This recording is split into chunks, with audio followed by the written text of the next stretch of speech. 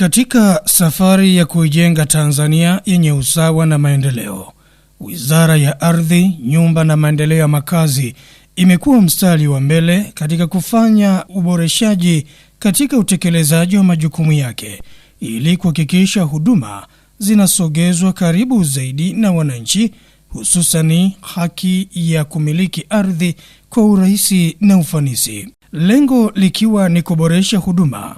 Wizara imechukua hatua kadhaa zikiwemo kushusha majukumu kutoka ngazi ya wizara kwenda kanda na baadaye kuvunja kanda na kuwa na kamishna msaidizi kwenye kila mkoa, ambapo shughuli zote za ardhi zinakamilika katika mkoa husika bila mwananchi kusafiri umbali mrefu kufuata huduma. Natarajia tuwe na matokeo chanya ya kimaendeleo, zisiwe sehemu ya migogoro, kudhulumiana, kuibiana, na badala yake zitupelekee kutuletea maendeleo.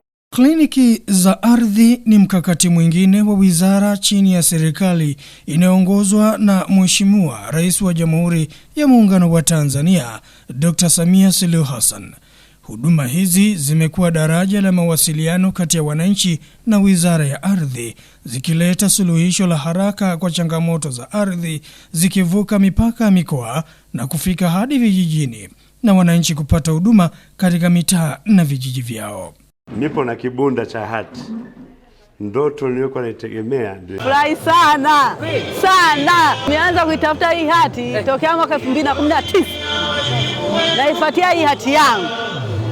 Nashukuru sana, nilikuwa niko nyumbani na muuguza mzazi wangu.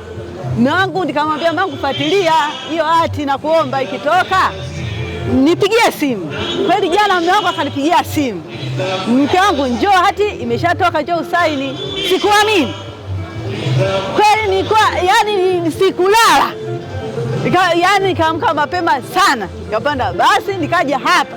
Sikutegemea kwamba kwa muda mfupi huu nitakuwa nimekabidhiwa hii hati. Ninafurahia sana huduma hii. Naambia wananchi kwamba wote waliolipia kama mimi wasikae majumbani, waje wafuatie hati zao zinatoka bila hata wasiwasi, bila hata usumbufu. Mmenitunzia ardhi, hata kuuza ovyo ovyo sitauza, mpaka watoto wangu wakue waikute ardhi. Huduma zinazotolewa kupitia kliniki za ardhi ni pamoja na usajili wa hati, utatuzi wa migogoro ya ardhi, elimu kwa wananchi na msaada wa kitaalamu katika kupanga matumizi bora ya ardhi. Maelfu ya hati zimeendelea kutolewa kwa wananchi zikitoa uhakika wa umiliki.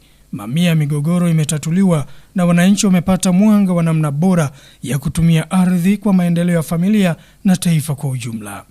Viwanja takriban 1800 vimeweza kupangwa na kupimwa katika maeneo haya, na lengo letu ni kuwafikia wananchi wamiliki wa maeneo haya yote ili waweze kupata nyaraka zao pamoja na kuwapa huduma nyingine ambazo wanazihitaji tukiwepo katika maeneo haya.